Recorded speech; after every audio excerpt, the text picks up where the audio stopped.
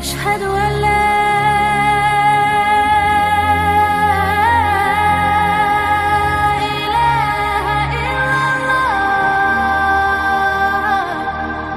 Kajian di malam hari ini biasa kita masih mengkaji seputar Qasasul Anbiya, kisah-kisah para nabi. Dan malam ini kita akan mengkisahkan satu nabi yang menjadi nabi misterius. Siapa dia? Dialah Nabi Allah Khadir atau Khidir alaihi salatu wassalam.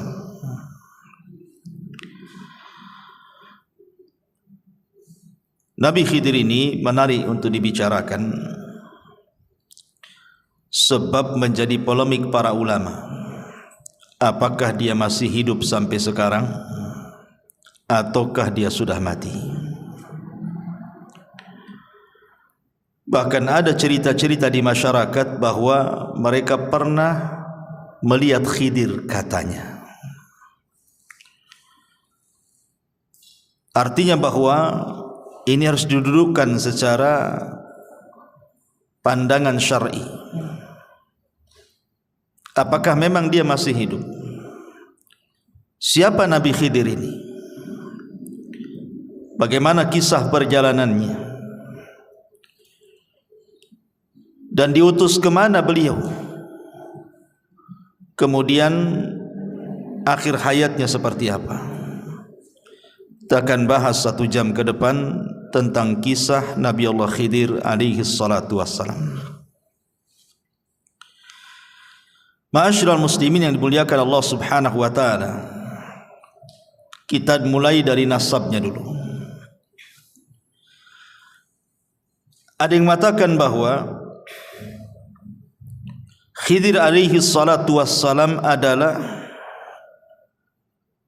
ibnu Nabi Adam alaihi salam min sulbihi. Dia adalah putra langsung daripada Adam. Ada yang mengatakan dia adalah ibnu Qabil min Adam. Dia putra daripada Qabil dan Qabil putra Adam. Ada yang mengatakan dia adalah sibtun Nabi Harun. Dia adalah cucu daripada Nabi Harun dari jalur Al-Is ibn Ishaq ibn Ibrahim. Bahkan ada yang mengatakan dia adalah putranya Fir'aun. Ini saya kan hanya menukilkan pendapat ulama. Bahkan ada yang mengatakan dia adalah anak daripada anak-anak Persia. Bahkan ada juga yang mengatakan dia salah satu turunan dari kaum Nabi Ibrahim yang beriman kepada Ibrahim. Wallahu a'lam mana yang benar satu. Tapi yang jelas bahwa di dalam Al-Quran memang tidak disebut nasabnya. Karena Quran sering saya ulang-ulang bukan kitab sejarah. Quran itu kitab hidayah. Sehingga hanya mencuplik beberapa kisah untuk diambil pelajaran. Ma'asyiral muslimin yang dimuliakan Allah Subhanahu wa taala. Ada yang mengatakan namanya adalah Khadrun atau disebut dengan Khidir. Ada yang mengatakan namanya Amir. Ada yang mengatakan namanya Balyan ibnu Malkan. Tetapi kalau kita melihat pada hadis dalam Islam, maksudnya riwayat yang sahih dalam Islam, namanya adalah Khidir. Itulah yang kita kenal berdasarkan hadis Nabi SAW yang dikeluarkan Imam Bukhari. Nabi SAW mengatakan, innama sumiyal khidru atau khadiru li'annahu jalasa ala farwatin bayda fa idza hiya tahtaz min khalfihi hadra. Kata Nabi SAW, sesungguhnya dikasih nama Khidir. Kenapa Khidir diberi nama Khidir? Karena kalau dia duduk di sebuah padang pasir gersang, kemudian dia bangkit dari tempat duduk itu, tempat duduknya itu menghijau, tumbuh-tumbuhan.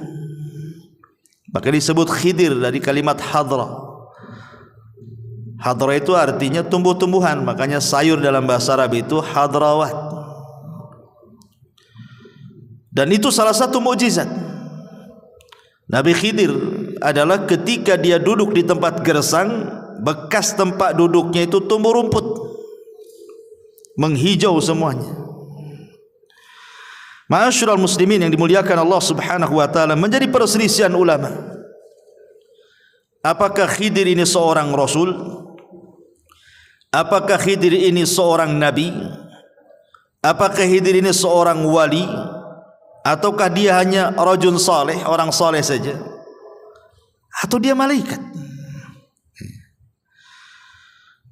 Pendapat yang pertama mengatakan bahwa Khidir itu bukan hanya seorang nabi, tapi juga rasul.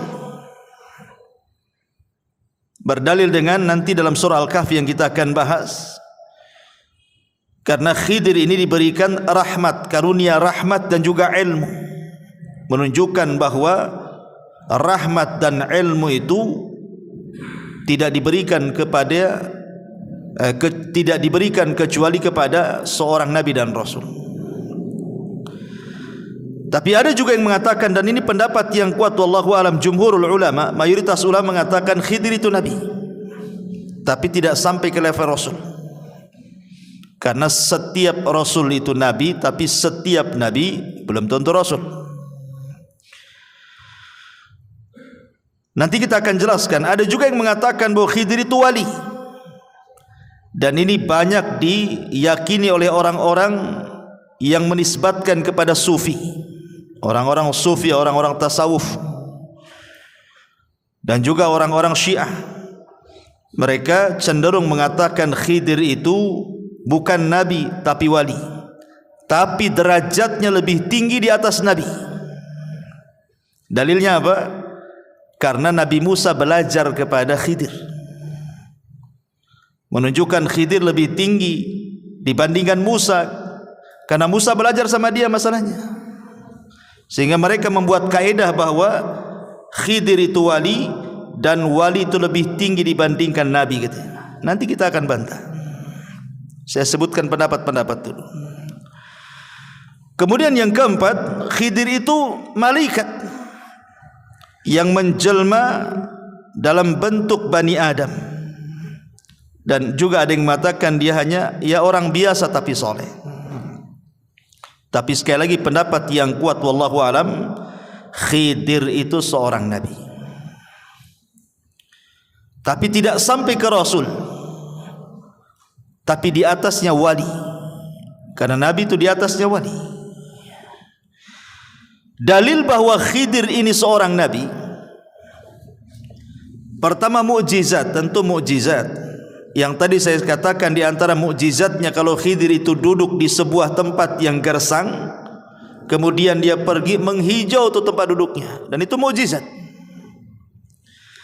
Kemudian dalil yang kedua, nanti kalau kita berkisah setelah ini tentang bagaimana pelajaran Khidir yang ditampakkan kepada Nabi Musa, seperti melobangi kapal, membunuh anak kecil, membenarkan bangunan yang hampir roboh. Tidak mungkin Khidir ini melakukan itu pandai-pandai dia, kan begitu. Tentu ada wahyu. Seperti membunuh orang, membunuh tidak boleh. Berarti ketika Khidir membunuh ini karena ada perintah Allah Subhanahu wa taala. Artinya dia seorang nabi mendapatkan wahyu. Bagi orang yang mengatakan wali itu karomah, karena sering saya katakan bahwa keanehan di dunia ini ada berapa? Ada 5 atau 6 ya. Pertama mukjizat. Mukjizat ini diberikan kepada siapa? Para nabi. Yang kedua karomah, diberikan kepada para wali. Yang ketiga maunah, diberikan kepada orang biasa yang saleh. Kemudian yang keempat sihir diberikan kepada para dukun, para bomo paranormal. Dan yang terakhir al-ihana.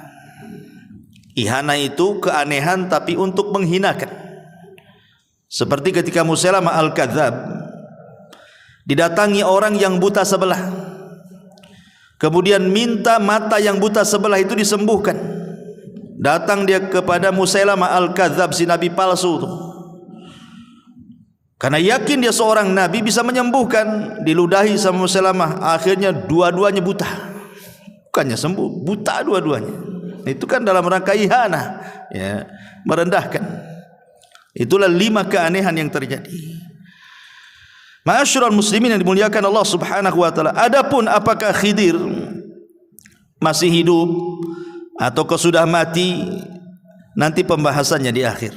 Kita akan masuk pada kisah Nabi Khidir yang saya kutip dari surah Al-Kahfi. Ma'asyiral muslimin yang dimuliakan Allah Subhanahu wa taala, disebutkan dalam Sahih Bukhari,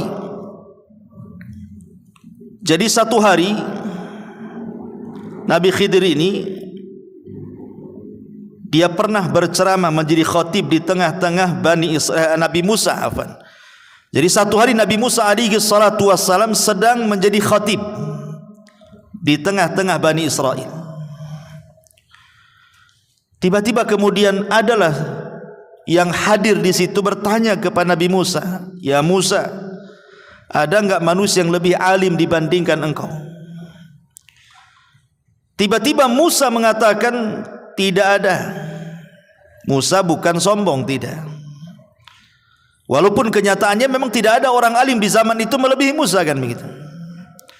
Tapi Musa ini manusia, ada sisi sifat kemanusiaannya lupa. Harusnya dia mengatakan Allahu a'lam, artinya menasabkan ilmu kepada Allah Subhanahu wa taala, ataupun mengucapkan insyaallah tidak ada. Tapi dia mengatakan tidak ada orang alim melebihi diriku, katanya. Dari kalimat ini akhirnya Allah Subhanahu wa taala menjawab dari langit bahwa ada orang yang lebih alim, yang punya ilmu yang kau tak punya. Kemudian Allah Subhanahu wa taala merintahkan Nabi Musa untuk berangkat mencari orang yang dimaksud Allah. Maksudnya mencari Khidir alaihi salam. Lah dengan berangkatnya Musa mencari Khidir menunjukkan Musa tidak sombong. Sebab kalau sombong ngapain dia datang? Ketika kemudian dia mencari Khidir itu menunjukkan tawadhu'nya, bahwa dia ingin mencari juga ilmu. Tidak hanya mencukupkan ilmu yang dia miliki, dia pun ingin menambah. Dari sini kata para ulama, ada dalil tentang pensyariatan rihlah li talabul ilmi. Rihlah itu maksudnya melakukan safar, perjalanan untuk menuntut ilmu. Dan itu kebiasaan para nabi, kebiasaan para sahabat, bahkan kebiasaan para ulama. Lihat Imam Ahmad keliling dunia itu sampai 2 kali. Sampai dikatakan Tafa Ahmad marrataini hatta jama'al musnad. Imam Ahmad itu keliling dunia mencari ilmu sampai berhasil mengumpulkan musnad. Buku hadis tertebal itulah buku musnadnya Imam Ahmad. Entah berapa ribu hadis yang dicatat oleh Imam Ahmad dalam musnadnya itu. Imam Bukhari, Imam Muslim, Abi Dawud, Tirmidzi, seluruh para ulama, mereka rihlah dari satu negara ke negara berikutnya. Bahkan sebelum mereka juga para sahabat. Contoh saja umpamanya Jabir bin Abdullah radhiyallahu anhu, itu tinggal di kota Madinah. Dia mendengar hadis Nabi SAW, tapi tidak dari orang yang langsung mendengar kepada Nabi. Orang yang mendengar langsung kepada Nabi itu ada di Syam orangnya, namanya Abdullah ibn Unais. Dia ingin memastikan apakah betul Abdullah ibn Unais itu mendengar hadis yang ia dengar dari penduduk Madinah. Berangkat dia, perjalanan 1 bulan, pulang pergi 1 bulan, 2 bulan lah pulang pergi jadinya. hanya untuk memastikan satu hadis saja itu. Artinya bahwa rihlah para ulama itu luar biasa. Mereka harus mengeluarkan biaya, waktu, tenaga. Kita ini muhajirin itu kalau di Batam ini gak terlalu jauh, tapi sedikit yang datang kemari. Ya, nggak tahu kalau setelah ngaji diajak makan, tak tahu ya. Tapi yang jelas bahwa menunjukkan himmah thalabul ilmi di zaman sekarang ini kurang sekali. Entah kenapa, apa sibuk dengan dunia, sibuk dengan handphone, wallahu alam. Tapi yang jelas bahwa himmah, semangat thalabul ilmi di zaman dulu itu luar biasa, karena ilmu dan para penuntutnya dihargai. Tapi zaman sekarang sudah ilmu tidak dihargai, para penuntutnya tidak dihargai, ustadznya pun tidak dihargai. Makanya itu menjadi malas untuk belajar. Taib. Kemudian setelah itu Musa alaihi salatu wassalam mengajak pembantunya namanya Yusha ibn Nun. Dan begitu para nabi selalu bawa pembantu. Ketika Nabi SAW berdakwah ke Taif, siapa yang dibawa? Zaid ibn Harith, untuk membantu Nabi dalam berdakwah. Sebagaimana Rasul mengambil Zaid ibn Harith, maka Musa mengambil Yusha ibn Nun yang kelak akan menjadi penerusnya. Setelah Musa meninggal, Harun meninggal, Yusha inilah yang akan memimpin Bani Israel untuk mengambil alih Baitul Maqdis. Bahkan Musa juga tidak berhasil, karena dia keburu meninggal di Ardut Tih, di bumi Tih, karena pembangkangan Bani Israel. Padahal nama Yusha dalam Al-Quran kan tidak disebut namanya kan. Allah membahasakan dengan kalimat fatah, pemuda. Namanya siapa pemuda ini? Baru dijelaskan oleh ahli tafsir bahwa yang dimaksud pemuda dalam surah Al-Kahfi itu maksudnya Yusha ibn Nun. Tapi lihat, walaupun namanya tidak dicantumkan dalam Al-Quran, tapi dia bisa mengukir sejarah melebihi Nabi Musa, padahal tidak dikenal. Menunjukkan bahwa mengukir sebuah jasa untuk kebaikan orang itu tidak mesti harus dikenal manusia. Gak apa-apa kita dikenal Allah, tidak dikenal di hadapan manusia, seperti Yusha ibn Nun. Ma'asyiral muslimin yang dimuliakan Allah Azza wa Jalla, berangkatlah kemudian dua manusia mulia ini, Musa dan juga Yusha ibn Nun, dalam rangka mencari ilmu untuk mencari keberadaan Khidir alaihi salam. Kita mulai kisahnya. Dimulai daripada surah Al-Kahfi ayat 61 dan seterusnya. Allah Subhanahu wa taala mengatakan, "Wa idz qala Musa li fatahu la abrah hatta ablugha majma'al bahraini aw amdiya hukubah." Dan ingatlah ketika Musa berkata kepada Yusha ibn Nun pembantunya, "Aku tidak akan berhenti berjalan untuk mencari ilmu sebelum sampai ke tempat pertemuan dua air lautan, atau aku akan berjalan terus sampai bertahun-tahun, entah berapa lamanya." Karena ada yang mengatakan ahli tafsir itu Musa itu mencari Khidir sampai 80 tahun. Ada yang mengatakan seperti itu, wallahu a'lam. Ya. Sekarang pertanyaannya, mencari alamat yang tidak jelas itu kan perkara yang sulit, ikhwan. Pokoknya kalau engkau ingin mendapatkan Khidir, cari pertemuan air lautan. Tandanya kalau ikan yang kau bawa itu tiba-tiba hidup di tengah jalan, kemudian ikan itu loncat dari tempat yang kau bawa itu, di tempat loncat ikan itulah kau akan dapatkan Khidir itu. Cemana cari alamat kayak gini nih? Kan sulit cari alamat kayak gini. Ulama kemudian berusaha mencari tahu pertemuan dua air lautan itu ada di mana. Ya. Ada yang mengatakan bahwa pertemuan dua air lautan itu berada di sebuah tempat di dekat Jabal Tariq namanya. Jabal Tariq ini satu gunung merujuk pada seorang jenderal muslim dulu namanya Tariq bin Ziyad yang pernah menaklukkan Spanyol pada tahun 711 Masehi. Dialah yang menghubungkan antara dua lautan tuh. Maksudnya Laut Mediterania dan Samudra Atlantik, serta memisahkan Maroko dan Spanyol. Itu sejarahnya kan begitu. Disinilah letak dua air lautan itu. Tapi ada juga yang mengatakan, ahli tafsir mengatakan bahwa yang dimaksud pertemuan dua air lautan itu, ada yang mengatakan maksudnya dia adalah Laut Persia dan Laut Romawi. Ada juga yang mengatakan ya sekitar-sekitar Mesir lah.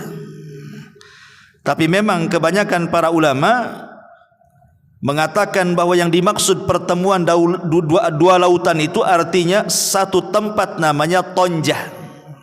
Di sebuah tempat namanya Tonjah, satu kota di Maroko yang berbatasan langsung dengan Spanyol. Wallahu alam, ini yang banyak dikuatkan oleh ahli tafsir.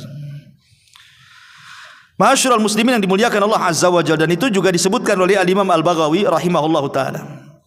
Intinya bahwa ketika Nabi Musa alaihi salatu wasallam berjalan dengan Yusa itu, pokoknya Nabi Musa mengatakan kepada Nabi Yusa, pokoknya kita berjalan terus sampai menemukan dua pertemuan air lautan. Kalau kita tidak ketemu nih, terus sampai dapat, katanya.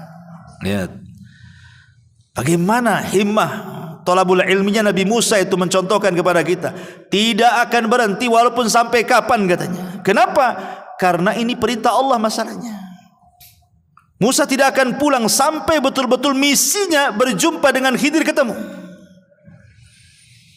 Bagaimana Musa mengajarkan kepada kita ketaatan kepada perintah Allah Azza wa Jalla.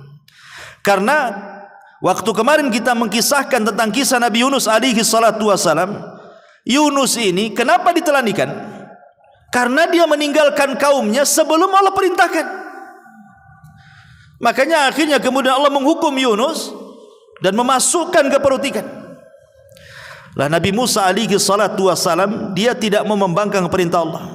Makanya dia terus berjalan sampai Allah mengatakan falamma balagha majma'a bainihima nasiyahu tahuma fattakhadha sabilahu fil bahri saraba. Maka ketika mereka sampai ke pertemuan dua laut itu, mereka lupa ikannya, lalu ikan itu melompat mengambil jalannya ke arah laut itu. Disebutkan dalam Sahih Bukhari, kan kisah Khidir kan disebutkan oleh Sahih Bukhari itu panjang juga tuh.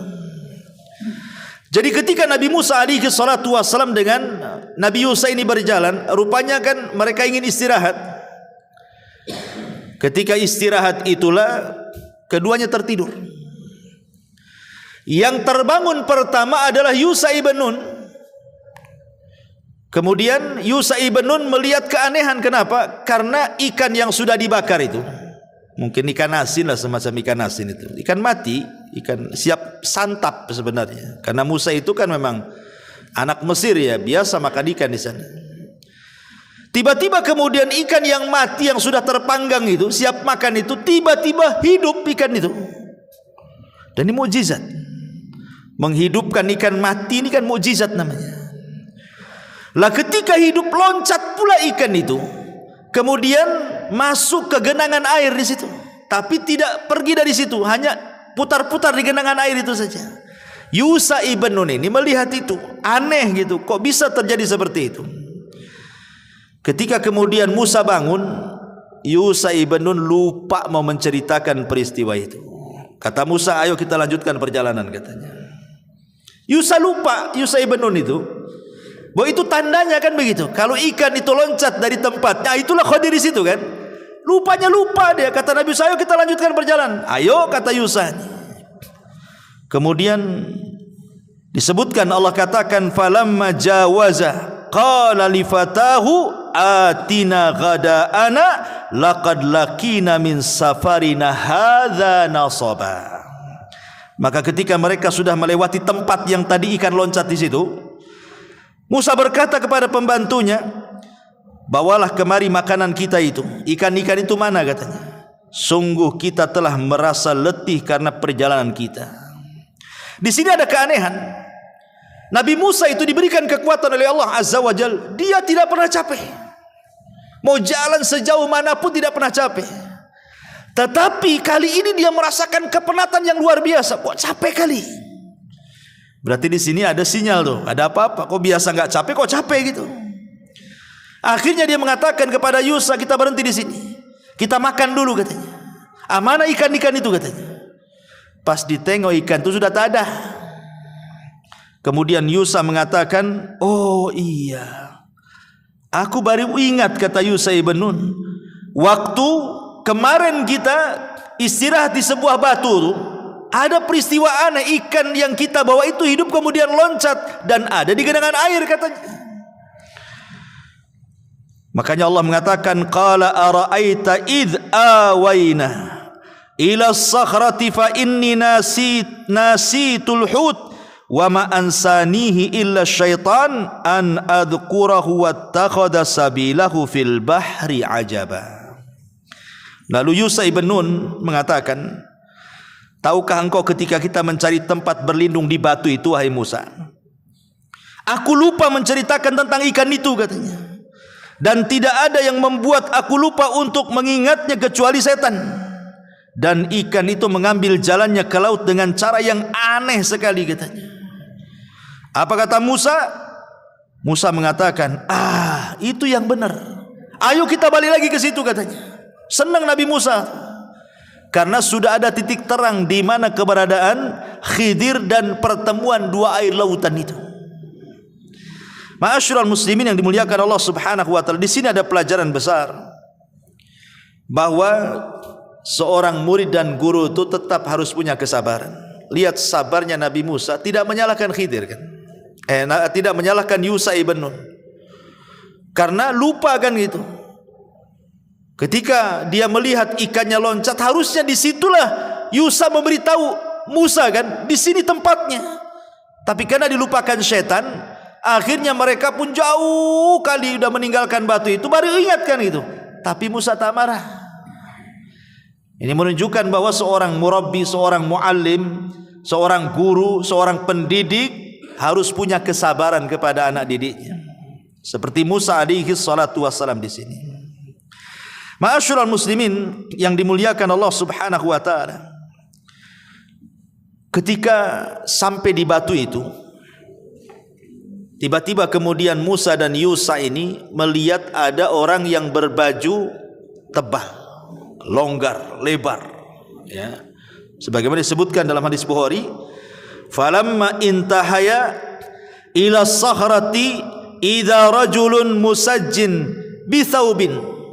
Kata Nabi SAW, ketika keduanya Yusa dan juga Musa ini sampai di batu itu, tiba-tiba ada seorang laki-laki yang menggunakan pakaian sangat longgar sekali. Fasallama Musa, maka Musa pun mengucapkan salam, assalamualaikum.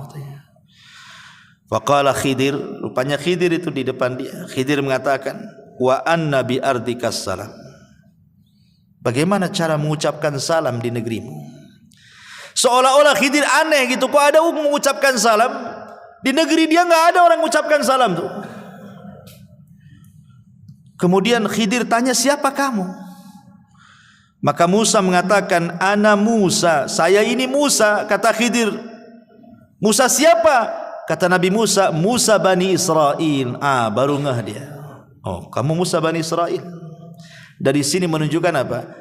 Khidir itu tidak tahu yang gaib.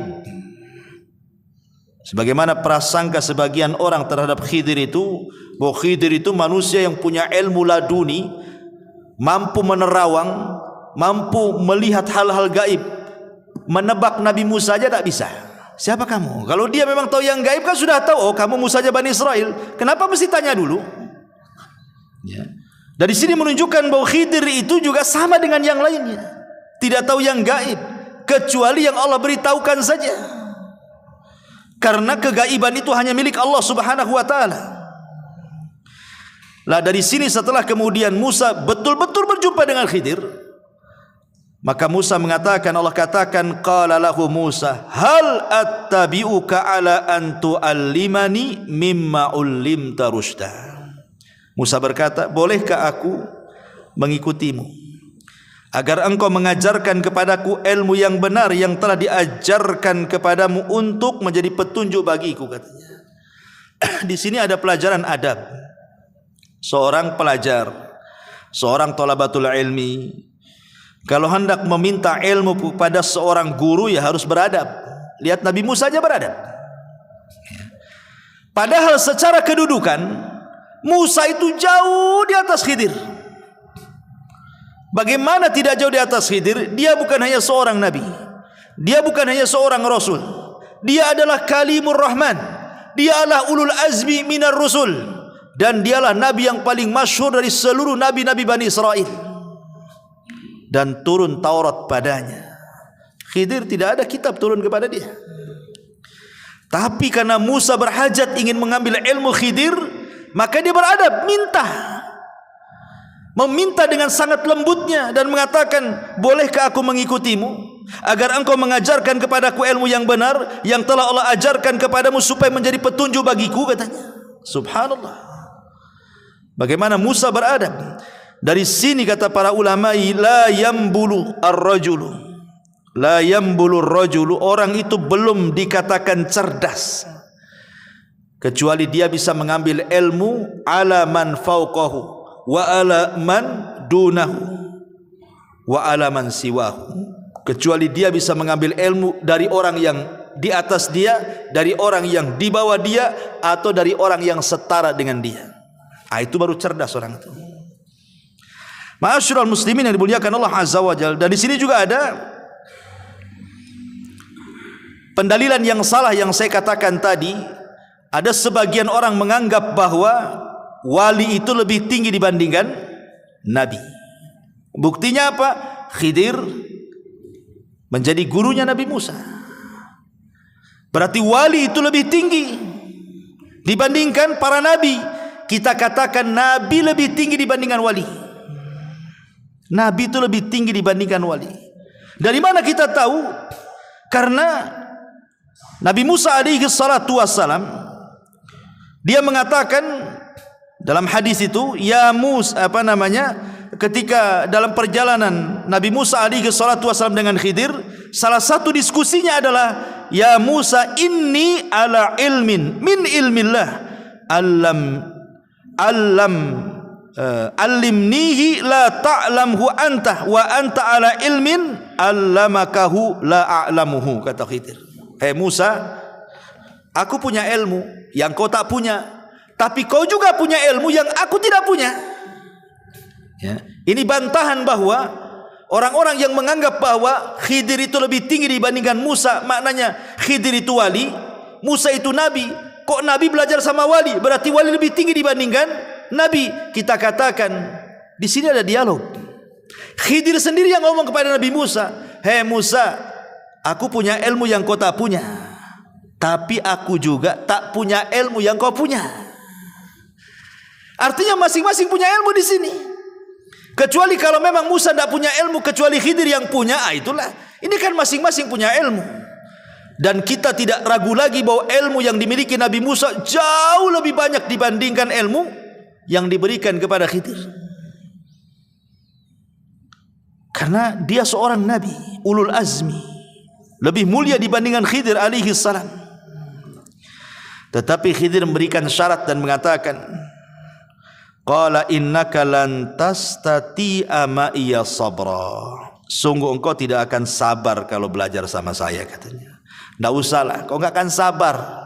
Ya. Apa kata Nabi Musa? Wa kaifa tasbir ala ma lam tuhit bihi khubra. Bagaimana engkau bisa mengatakan seperti itu? Kan belum dicoba. Aku belum belajar kok kamu sudah mengatakan seperti itu, katanya. Kemudian Nabi Musa meyakinkan kepada Khidir dan mengatakan, satajiduni insyaallah sabira wala a'silaka amra.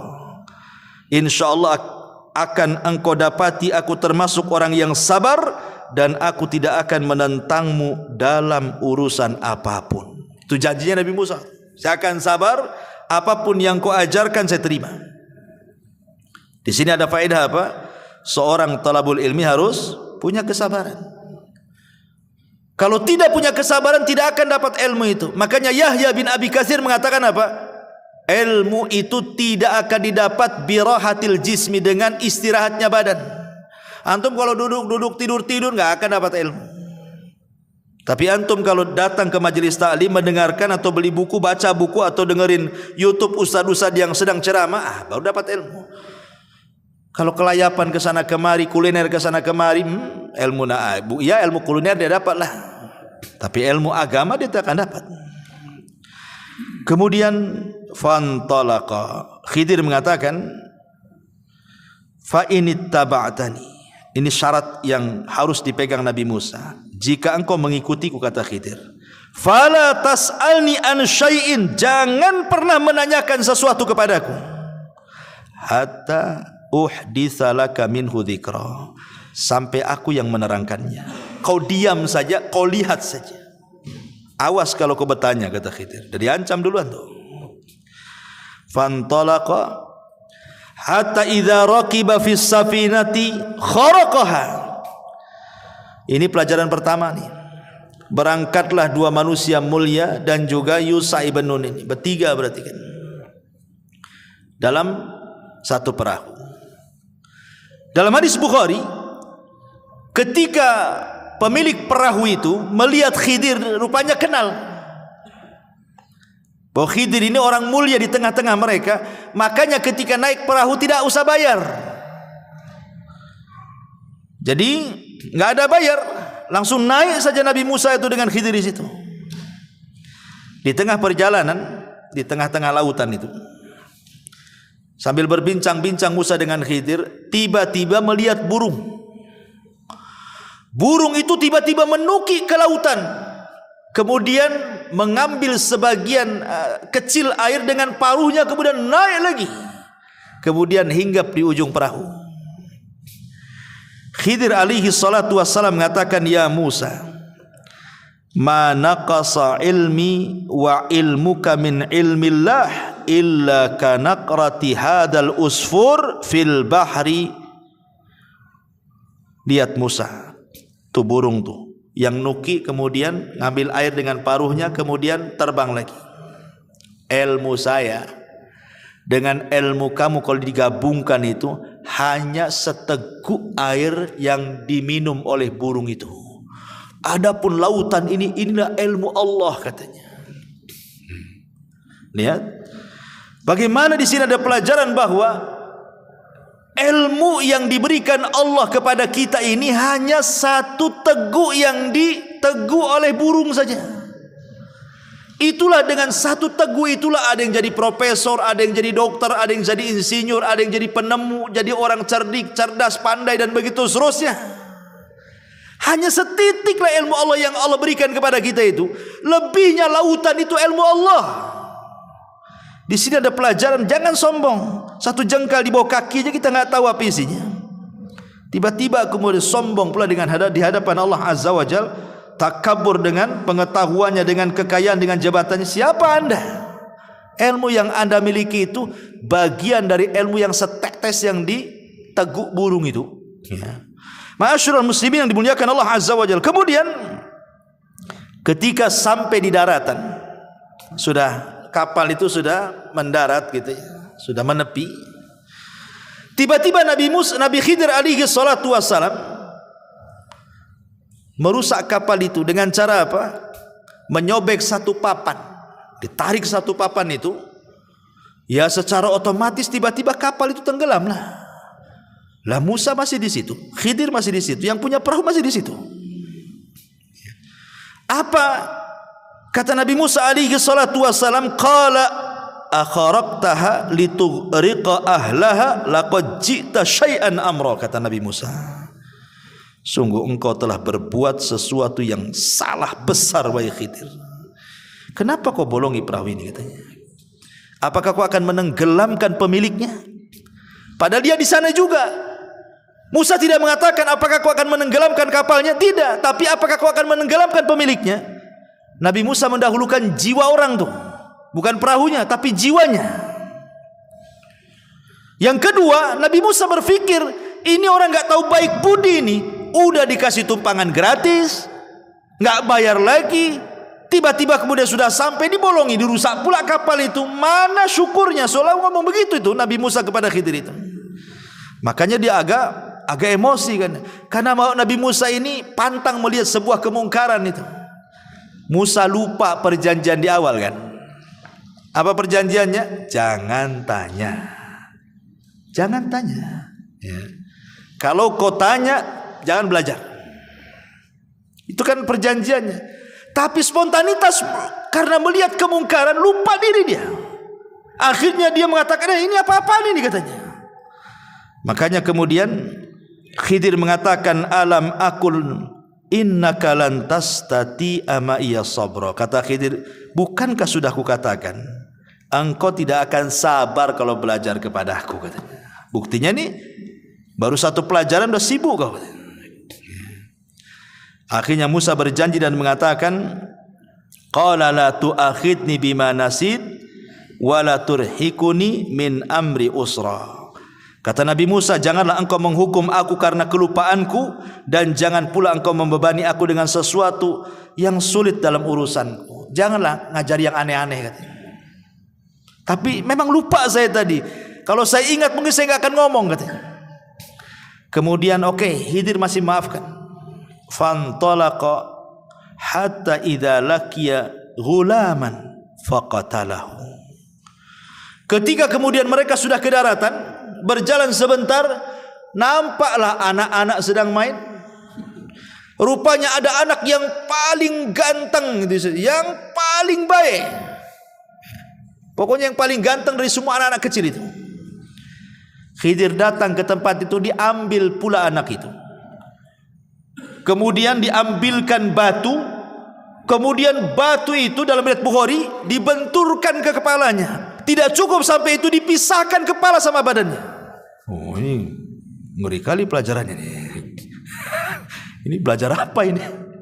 Nyomot anak-anak, kemudian ngambil batu dibentur kepalanya, nggak sampai situ, dilepaskan pula kepala dari badannya. Itu riwayat Bukhari itu. Sampai seperti itu pelajarannya. Ini Musa ini nggak lupa, ingat bahwa dia tidak boleh ngomong. Tapi masalahnya ini sudah masalahnya lain ini. Bukan kalau tadi lah bolongi kapal, dia lupa. Dia ingat tidak boleh banyak ngomong. Tapi masalahnya kemungkaran ini bukan kemungkaran kecil, bunuh orang. Musa marahlah. Dia mengatakan apa? Dia mengatakan kepada Khidir alaihi salam, seolah-olah mengatakan, ya Khidir, aqatalta nafsan zakiyatan bi ghairi nafsin laqad ji'ta syai'an nukra katanya. Agak keras Nabi Musa nih. Kalau tadi keras memang lupa dia kan dengan aturan belajar. Ini dia ingat dia. Tapi dia enggak sabar. Ini mana ada pelajaran bunuh-bunuh orang nih. Musa mengatakan, mengapa engkau bunuh jiwa yang bersih bukan karena dia membunuh orang lain? Sungguh engkau telah melakukan sebuah perbuatan yang sangat-sangat mungkar, menghabisi nyawa orang. Apalagi yang kau habisi itu anak gak punya dosa, belum balik. Salah apa dia? Macam mana kau bisa bunuh anak ini? Lo belum balik, belum punya dosa, kenapa kau bunuh? Ketika Musa ngangkat suara, Khidir lebih ngangkat lagi suaranya. Dia angkat lagi, sama-sama ngangkat nih. Apa kata Khidir? Qala alam aqul laka. Kalau tadi innaka, ini laka. Pakai laka lagi. Dalam bahasa Arab artinya laka ini lebih keras daripada kalimat innaka. Alam aqul laka innaka lan tastati'a ma'iya sabra. Sudah kukatakan, kau enggak akan sabar kan? Kata soal seperti itu ya. Sudah kukatakan dari awal, kau enggak akan sabar. Musa enggak lupa ini, betul-betul ingat gitu. Tapi karena masalah pembunuhan dia enggak bisa tutup mulut kan itu. Dia harus bicara. Tapi akhirnya Musa pun agak sedikit merendah dan mengatakan, qala in sa'altuka an syai'in ba'daha fala tusahibni laqad balagta min ladunni udhra. Kata Nabi Musa, ya sudah gini saja, Jika aku bertanya lagi kepadamu tentang sesuatu setelah ini, maka janganlah engkau memperoleh aku menyertaimu lagi. Dah, enggak usah lagi sama aku. Sesungguhnya engkau sudah cukup bersabar menerima alasanku, katanya. Ini terakhir kata Musa. Kalau sampai aku bertanya lagi, udahlah sampai di situ aja. Enggak apa-apa, saya enggak ikut lagi, katanya. Akhirnya Khidir memberikan uzur lagi untuk ikut lagi bersama dia. Fantalaqa hatta idza ataya ahla qaryatin istat'ama ahlaha fa'abau an yudhayyifuhuma fawajada fiha jidaran yuridu an yanqad fa'aqamahu. Maka keduanya berjalan hingga ketika keduanya sampai kepada penduduk sebuah negeri. Mereka berdua meminta dijamu oleh penduduknya, tetapi mereka penduduk itu tidak mau menjamu mereka. Kemudian keduanya mendapatkan dinding rumah yang hampir roboh di negeri itu. Lalu dia berkata kepada Nabi Musa, kita tegakkan sebelum roboh, katanya. Yang ini beda pula. Yang ini agak baik nih. Sebelum-sebelumnya tak baik kan? Bolongi kapal tak baik kan itu. Bunuh orang lebih tak baik lagi. Ini pula berbuat baik. Dinding mau roboh diperbaiki lah. Ini gimana ini kan? Ini seolah terbalik 180 derajat nih pelajarannya nih. Ya. Ada yang mengatakan ahli tafsir bahwa negeri yang didatangi yang rusak itu adalah namanya Antokia. Ya, negeri itu namanya negeri Antokia. Negeri itu rusak serusak-rusaknya. Semuanya bakhil. Nggak ada orang baik di situ. Ketika melihat ada orang asing itu mereka nggak peduli. Padahal Khidir dan Nabi Musa ini sudah kelaparan. Tetapi ketika kemudian masuk ke negeri Antokia itu, satu orang pun tidak mau menjamu. Akhirnya kata Khidir ini, kalau gitu kita cari tempat lain. Ini penduduk ini jahat semua nih. Keluar, sebelum keluar di perbatasan kota itu adalah rumah sudah doyong mau roboh. Ya. Jadi Khidir mengatakan kepada Musa, tunggu dulu. Ini rumah mau roboh nih. Kita perbaiki rumah ini dulu. Kata Nabi Musa, ya Khidir, kenapa kita tidak mengambil rumah yang jelas-jelas ada penghuninya? Kalau kita perbaiki kan dapat upah, kita bisa makan tuh dengan upah tuh. Ini tak jelas penghuninya, kemudian kita perbaiki, dapat apa kita di sini, katanya. Nah, ini sudah pertanyaan ketiga. Ya, makanya kemudian Khidir marah dan mengatakan, hadza firaqi baini wa bainik. Inilah perpisahan antara aku dengan kamu. Sudah, ini udah ketiga kalinya masalahnya ngomong. Ya. Ma'asyiral muslimin yang dimuliakan Allah Subhanahu wa taala. Lah sebelum berpisah itulah Khidir menjelaskan kenapa dia sampai membolongi kapal. Kenapa dia sampai membunuh jiwa anak kecil yang tak bersalah. Kenapa sampai memperbaiki dinding yang mau roboh. Apa kata Khidir kepada Musa sebelum pisah? Ammas safinatu fakanat limasakina ya'maluna fil bahri fa aradtu an aibaha wa kana wara'ahum malikun ya'khudhu kulla safinatin ghasban. Adapun perahu itu adalah milik orang miskin. Miskin itu artinya punya pekerjaan tapi tidak cukup. Kalau fakir memang sama sekali tak punya pekerjaan. Jadi miskin dengan fakir itu, fakir di bawahnya, miskin di atasnya. Karena ini punya perahu kan, orang ini kan punya perahu, berarti punya pekerjaan, tapi tidak mencukupi. Nah, itu disebut miskin. Tapi kalau fakir di bawahnya sama sekali nggak punya pekerjaan. Ya, umpamanya ada janda tua, umurnya sudah 60-70 tahun, udah lumpuh, mau kerja apa, keluarganya nggak tanggung jawab, itu disebut fakir namanya. Nah, makanya orang-orang yang membantu orang-orang seperti ini, al-armalah ini, orang-orang janda-janda tua yang gak sanggup lagi bekerja, gak ada yang bertanggung jawab, maka pahalanya sama dengan anda sholat malam setiap malam dan anda puasa sunnah setiap hari. Ya, karena orang fakir yang dibantu oleh kita. Kalau miskin di atas itu masih punya pekerjaan seperti orang ini punya perahu, ya, tapi tidak mencukupi. Lah, Khidir mengatakan, adapun perahu itu milik orang miskin yang bekerja di laut. Aku bermaksud merusaknya karena di hadapan mereka ada seorang raja yang suka merampas setiap perahu yang bagus. Jadi Khidir ingin mengatakan, aku loh tidak merusak parah, hanya membeset kayu supaya dia tenggelam. Kalau seandainya dia mau pakai perahu lagi kan tinggal diangkat, diperbaiki sebentar aja udah bisa itu. Sebab kalau seandainya itu perahu itu nampak cantik, nampak bagus, nanti digosok, diambil, dicuri, dirampok sama penguasa sini. Penguasa sini jahat-jahat. Dari sini ada kaidah ikhwatu fiddin muliakan Allah Subhanahu wa taala, bahwa boleh kita melakukan kemadharatan kecil untuk mendapatkan kemaslahatan besar. Membolongi kapal ini kan kecil karena bisa diperbaiki lagi nanti. Tapi kalau tidak dibolongi, diambil lagi, kan madharatnya lebih besar tuh. Berarti maslahatnya jauh lebih besar supaya perahunya tidak diambil orang dan dia bisa bekerja lagi. Contohnya apa? Contohnya kalau antum sakit, punya gula umpamanya, diabetes. Kata dokter ini jarinya harus dipotong, diamputasi. Kalau tidak akan menjalar. Memotong jari itu tidak boleh. Karena jari ini bukan milik kita, milik Allah. Dari atas kepala sampai kaki itu milik Allah. Tidak boleh kita menyakiti badan kita sendiri. Tapi kalau seandainya kata dokter ini harus dipotong, diamputasi nih, kalau enggak nanti kemana-mana itu virusnya. Berarti kita memotong itu sebenarnya salah, tidak boleh. Tapi karena ada maslahat besar, kalau tidak dipotong mati, berarti boleh memotong jari untuk kemaslahatan yang lebih besar, hidup dia gitu maksudnya. Nah, itulah namanya kaidah melakukan madarat kecil untuk mendapatkan maslahat besar. Ya, dan ini kaidah ini ma'ruf, bisa dipakai di mana-mana. Kemudian dia mengatakan, wa ammal ghulam fakana abawahu mu'minaini fakhashina an yuhriqahuma tughyanan wa kufra. Adapun anak yang ganteng yang saya ambil, yang saya pukul dengan batu dan saya pisahkan lehernya itu, dia itu punya orang tua, orang tuanya soleh, orang tuanya baik.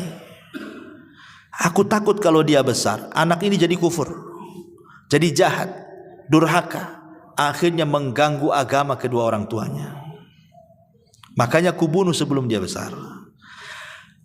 Ini kan tidak mungkin Khidir melakukannya kecuali karena wahyu. Tidak bisa antum main-main, anak pengenlah jadi Khidir. Tengokin anak-anak yang lagi main-main tuh. Siapa yang paling nakal, antum ambil tusuk pakai pisau. Kenapa Ustaz? Kenapa kau tusuk tuh? Nampak kecil-kecil dan nakal tuh. Nanti udah besar apa kurang ajar katanya. Ini enggak bisa kita lakukan seperti Khidir karena kita enggak dapat wahyu. Khidir ini melakukan karena wahyu. Dan ini juga ada dalil bahwa bagaimana Allah mengatakan wa asa an tuhibbu syai'an wa huwa syarrul lakum wa asa an takrahu syai'an wa huwa khairul lakum. Terkadang yang kita anggap baik buruk pula di sisi Allah. Terkadang apa yang kita anggap buruk baik pula di sisi Allah. Meninggalnya anak ini kan keburukan. Mana ada orang tua yang menginginkan anaknya mati? Enggak ada orang tua yang menghendaki anaknya mati kan? Wa asa an takrahu syai'a. Tapi terkadang apa yang kita anggap buruk ini menjadi kebaikan bagi dia di sisi Allah. Kalau tidak dibunuh sama Khidir, dia akan besar, bisa saja dia membunuh orang tuanya. Wa asa an takrahu syai'an wa yaj'alallahu fihi khairan katsira, kata Allah. Boleh jadi sesuatu yang Anda anggap buruk itu ada kebaikan yang banyak di situ. Ya. Ma'asyiral muslimin yang dimuliakan Allah Subhanahu wa taala, wa ammal jidar, yang ketiga. Adapun kenapa tadi saya memperbaiki dinding yang rumah yang mau roboh itu. Wa ammal jidar fakana li gulamaini yatimaini fil madinati wa kana tahtahu kanzun lahuma wa kana abuhuma salihan fa arada rabbuka an yablugha ashuddahuma wa yastakhrija kanzahuma rahmatan mir rabbika wa ma fa'altuhu an amri dzalika ta'wilu ma lam tasti alaihi sabra. Kata Nabi Khidir kepada Musa, adapun dinding yang meroboh itu milik dua anak yatim. Tuh kakek buyutnya, ada yang mengatakan kakek buyut yang ke-9 atau yang keberapa, dulunya orang soleh. Kita jaga sekarang cicit cucutnya nih. Karena di balik rumah itu ada harta karun. Sempat roboh rumah ini, kita tahulah ini orang-orang Antokia ini jahat-jahat. Kita aja masuk gak mau dikasih makan, tiba-tiba dapat harta karun. Orang bakhil itu jelas pasti akan datang mengambilnya. Makanya kita rawat hartanya supaya jadi warisan. Dari sini kata para ulama, kalau ingin baik anak-anak kita, maka baiklah kita. Kalau kita baik, orang tua baik, kita soleh, istri kita soleha, jangan khawatir tentang anak kita. Sekalipun kita meninggal, Allah akan utus malaikat merawat mereka. Lihat di sini, Allah utus Khidir dan Musa untuk merawat anak kecil kan. Maksudnya harta warisannya dirawat. Karena apa? Karena kakek buyutnya itu ada yang soleh tuh. Berarti menunjukkan bahwa kesolehan itu bisa ditularkan kepada anak cucunya walaupun dia sudah meninggal. Ya. Maka penting memberikan contoh kepada orang lain. Ya. Ini diantara takwil daripada Khidir kepada Musa alaihi salam, dan dia akhiri dengan mengatakan apa? Wa ma fa'altuhu an amri. Musa, aku tidak melakukan ini bukan karena pandai-pandai aku, tidak. Tapi ini karena perintah Allah. Dari sini menunjukkan Khidir itu nabi. Ya, karena bukan atas kehendak dia, tapi ada yang nyuruh. Siapa yang nyuruh? Allah Subhanahu wa taala. Inilah perkara yang kau tidak bisa sabar di situ. Kata Nabi sallallahu alaihi wasallam ketika menceritakan kisah Khidir dan Musa ini, disebutkan dalam hadis yang disepakati Bukhari Muslim, apa kata Rasul? Yarhamullahu Musa. Lawaridana law sabara hatta yaqussu alaina min amrihima. Semoga Allah merahmati Musa. Kalau seandainya Musa mau lebih sabar lagi, tentu akan banyak kisah-kisah yang luar biasa yang sampai kepada kita. Tapi Musa tak sabar, ya 3 itu sajalah yang sampai kepada kita, gitu maksudnya. Ya. Taib, sampai di sini kisahnya. Sekarang, apakah Khidir itu masih hidup ataukah sudah mati? Ini pembahasan terakhir. Ma'asyiral muslimin yang dimuliakan Allah Subhanahu wa taala. Ada yang mengatakan bahwa Khidir itu masih hidup dengan dalil. Dalil yang pertama, riwayat Ibnu Abbas radhiyallahu an, bahwa Khidir itu akan dipanjangkan usianya sampai berjumpa dengan Dajjal dan dia mendustakan di depan Dajjal.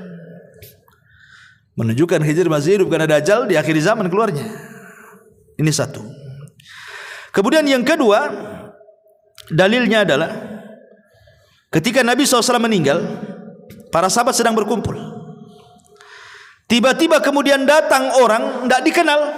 Orang itu baik, cara ngomongnya santun, bla bla bla bla macam-macam. Maka para sahabat heran, siapa orang baik, bijak, ngomongnya enak tuh? Bertanyalah sahabat ini kepada Abu Bakar dan Ali radhiyallahu an. Maka Abu Bakar dan Ali mengatakan, bi anna hadza al-Khadir. Itu adalah Khadir katanya. Berarti sepeninggal Rasul Khadir masih ada tuh. Karena Abu Bakar dan Ali mengatakan seperti itu. Kemudian dalil yang ketiga adalah ijtima'ul Khadir wal Ilyas fi kulli musimin minal hajj. Dalam sebuah riwayat bahwa setiap musim haji Nabi Khidir dan Ilyas itu biasanya ketemu di Mekah sama-sama haji, kemudian saling mencukur rambut. Setiap musim haji. Kemudian yang keempat dijelaskan ijtima'ul Khadiri wa Jibril wa Mikail wa Israfil fi Arafat. Ketika haji maka Jibril akan datang, Mikail akan datang, Israfil akan datang, dan mereka akan bersama Khidir di Arafah. Menunjukkan bahwa Khidir belum mati. Tetapi ulama membantah. Satu, Imam Ibnu Hajar ketika mengomentari hadis Ibnu Abbas yang pertama, beliau mengatakan hadis itu mungkar. Bukan hanya dhaif, mungkar lagi, tak bisa diambil. Adapun dalil yang kedua, Imam Bukhari yang mengatakan hadis itu juga mungkar. Adapun yang ketiga, Imam Ibnu Hajar mengatakan ada 2 orang yang matruk, ditinggalkan riwayatnya. Adapun hadis yang keempat juga disebutkan oleh Imam Ibnu Hajar tentang berkumpulnya Khidir, Jibril, Mikail dan Israfil di Arafah itu. Hadis itu maudhu, palsu. Dan banyak riwayat-riwayat, hampir seluruh yang mengatakan Khidir itu masih hidup, tidak ada yang sahih riwayatnya. Dan pendapat yang kedua, Khidir itu sudah meninggal. Dan ini perkataan Imam Bukhari, pendapat Ibnu Al-Jauzi, pendapat Abul Husain, pendapat ulama-ulama salaf yang lainnya. Dalilnya satu, firman Allah surah Al-Anbiya ayat 34, Allah mengatakan, wa ma ja'alna li basyari min qablikal khulda afa immitta fahumul khalidun. Kami tidak menjadikan hidup abadi bagi seorang manusia pun sebelum kamu, maka jika kamu mati apakah mereka kekal? Ya enggak lah, tidak ada yang kekal, kata Al-Quran. Maka Khidir masuk pada ayat ini. Dalil yang kedua adalah surah Al-Imran ayat 81. Ketika Allah menjelaskan tentang perjanjian para nabi, kalau Allah mengutus Muhammad, mereka akan menolongnya, mereka akan berusaha masuk ke agamanya dan begitu seterusnya. Baca dalam surah Al-Imran. Kata Ibnu Katsir ketika memberikan catatan kepada Al-Imran ayat 81 itu, dia mengatakan, faqala Ibnu Katsirin annahu idza kana al-Khadiru hayyan fahuwa yadkhulu fi mitsaqil anbiya fayansuruna nabiyya sallallahu alaihi wasallam min a'daihi. Kalau memang Khidir itu hidup, tentu dia akan masuk pada perjanjian para nabi. Kalau diutus, nabi akan ditolong. Tapi mana buktinya? Saat nabi kalah di perang Uhud, mana Khidirnya? Nggak datang. Saat perang Badar yang Rasul ketakutan luar biasa, jumlah 314 orang melawan 1000 orang, mana Khidirnya? Nggak muncul. Berarti Khidir sudah meninggal, ya. Padahal kalau memang dia masih hidup, dia harus masuk pada surah Al-Imran 81, masuk dalam perjanjian setiap para nabi. Kalau diutus, nabi akan ditolong. Tapi tak muncul-muncul juga. Dan itu senada dengan ucapan Ibnu Taimiyah rahimahullahu ta'ala. Apa kata Ibnu Taimiyah saat ditanya apakah Khidir masih hidup? Kata beliau, lau kanal Khadiru hayyan lawajaba alaihi an ya'tiyan nabiyya sallallahu alaihi wasallam wa yujahidu baina yadayhi wa yata'allama minhu. Wa qad kana an-nabiyyu sallallahu alaihi wasallam yauma badrin Allahumma intalik hadhihi isabah falan tu'bad abada ila akhirih. Kata Imam Ibnu Taimiyah saat ditanya apakah Khidir masih hidup, kata Ibnu Taimiyah, kalau Khidir hidup, maka Khidir wajib datang menghadap Nabi, berjihad dengan Nabi, belajar kepada Nabi. Sekarang ketika perang Badar, mana Khidir? Kata Ibnu Taimiyah, tak ada. Kemudian juga hadis Nabi SAW yang dikeluarkan Imam Muslim dalam sahihnya, ma min nafsin manfusatin al-yawma ta'ti 'alaiha mi'atu sanatin wa hiya hayyatun yawma idzin. Tidak ada satu jiwa pun yang hidup pada hari ini telah lewat 100 tahun pasti dia akan binasa. Khidir udah lebih 100 tahun lah, udah meninggal lah. Bahkan dalam hadis yang lain, la yabqa ala ra'si mi'ati sanatin mimman huwa ala wajhil ardi ahadun. Tidak akan tersisa seorang pun di muka bumi ini pada 100 tahun yang akan datang. Artinya sudah meninggal lah, ya. Maka pendapat yang kuat wallahu alam, Khidir sudah meninggal. Bahkan Ibrahim Al-Harbi pernah bertanya kepada Imam Ahmad. Imam Ahmad ditanya soal apakah Khidir hidup ataukah mati. Imam Ahmad ditanya siapa? Oleh Ibrahim Al-Harbi. Apa kata Imam Ahmad? Man ahalla ala ghaibin lan yansaf minhu wa ma alqa hada illa syaitan. Siapa yang menekuni masalah-masalah gaib klinik, dia tidak akan bisa bersikap proporsional dalam masalah ini. Tidak ada yang membisikkan berita itu kecuali setan, katanya. Itu tegas Imam Ahmad tuh. Kalau ada yang mengatakan Khidir hidup, kata Imam Ahmad, tidak ada yang membisikkan Khidir hidup kecuali setan. Itu Imam Ahmad yang ngomong begitu, ya. Dari sini kita tahu bahwa Khidir sudah meninggal dunia.